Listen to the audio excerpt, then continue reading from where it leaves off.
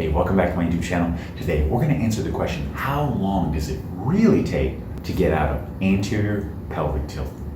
So in this video, we're gonna cover all the scenarios that are gonna allow us to answer the question for how long it will take for you to get out of anterior pelvic tilt. Let's dive in now. You're driving me crazy. So, probably watching this video because you have anterior pelvic tilt and you're wondering, how long is this really gonna take for me to get out of it? So, let's go through the best case scenario. Let's assume that you've taken the assessment, you have a little bit of anterior pelvic tilt either on one side or both sides, but it's not like super severe. Assuming that you're being proactive in following the recommendations in this video, and in this video. Please watch those if you haven't done so yet. But if you are addressing all of the issues which could cause anterior pelvic tilt, well, then you're getting out of it faster. So again, if you have a slight to kind of low moderate degree of anterior pelvic tilt, it might only take you 3 to 5 days, maybe even up to a couple weeks to completely get out of it. But most importantly, stay out of anterior pelvic tilt. And this assumes, though, that you're still being proactive in getting out of it. So you're not just doing the exercises, but even more importantly, you're following all of the lifestyle correctives and the postural correctives to help you stay out of anterior pelvic tilt. Just as importantly, we are counteracting the things which got you into anterior pelvic tilt. So we're eliminating the exercises and the postures which created your anterior pelvic tilt. All right, so that's the best case scenario. Now, I want us to jump into the opposite, which would be actually the worst case scenario.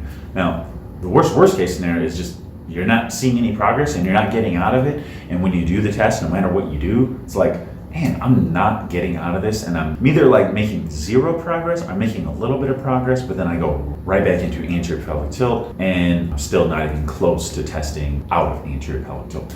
So in that case scenario, you may have a pelvic orientation issue where it's not just a rotation forward where I'm just here, but maybe there's one side that's up and then also there could be a rotation going on. So in that case, you may be dealing with a multi-dimensional pelvic orientation issue, right? It might not just be this way, it might be this way and rotated forward, and you might have a rotation going on, okay? If you're having a difficult time making any progress, I want you to contact me, at least put out some questions in the comment section. You can find my email on my YouTube channel. Email me. Let's set up something to get you out of this anterior pelvic tilt. So that would be the worst case scenario. We're not seeing any progress. In that case, you got to reach out and get some help. Okay. The worst case scenario is that it might take you a couple months, even up to 6 months to a year, to completely get out of it. Because if you've been living in anterior pelvic tilt with usually one of two conditions apply. One of the conditions is you're just sitting down all the freaking time and you may or may not really be using a backrest. So if you're having to sit up all the time, you don't have a backrest, the low back has to stay on a little bit all the time. The hip flexors have to stay on all the time. So I want you to not differentiate between your posture and your lifestyle and exercise. It's all exercise, okay? Whether we're moving or not. The only time where it's not really kind of exercise is probably when we're sleeping. But as long as you're awake, we are engaged to some degree. Your systems are operating to some level that our systems are doing something, okay? So if you're sitting for 8 to 12 hours a day, which a lot of people absolutely do, driving time, relaxation, recreational time at night, and then their job, if it's sitting down, it's just so much work on the back and those hip flexors, so they're never getting a break. So the other job where you might have issues is if you're like a waiter or waitress or anything where you're standing up and you have to carry stuff in front of you at all. That's going to really put a lot of pressure on your low back. Not so much on the hip flexors, but more so on the low back, but that can really tilt you into anterior pelvic tilt. Some people are just more predisposed towards a extended posture anyways. So if you've had that combination along with either sitting down for a really long period of time or standing up, we have to carry stuff in front of you, well, you might be in for the long haul, in which case you have to do everything to make sure that you're getting out of anterior pelvic tilt. So it means within your job, getting up, doing stuff. The corrective exercise is really the key for them versus a sitting job. If you just get up one more and you go on a regular exercise program, that tends to help really clear things up. Still, it might take a long time for you to get out of it, especially if you're older and you've had the same job for a long period of time. But as long as you're consistent, as long as you're following the lifestyle, the corrective exercises, and the postures that help get you out of anterior pelvic tilt, you should notice in your assessing that that's getting better. Don't expect in a week, 2 weeks, especially if you've been living in anterior pelvic tilt and sitting down for 10 to 14 hours a day, that you're just going to get out of it in a week or a couple weeks, or maybe even a couple months. But you should see steady progress a little bit month by month by month by month, okay?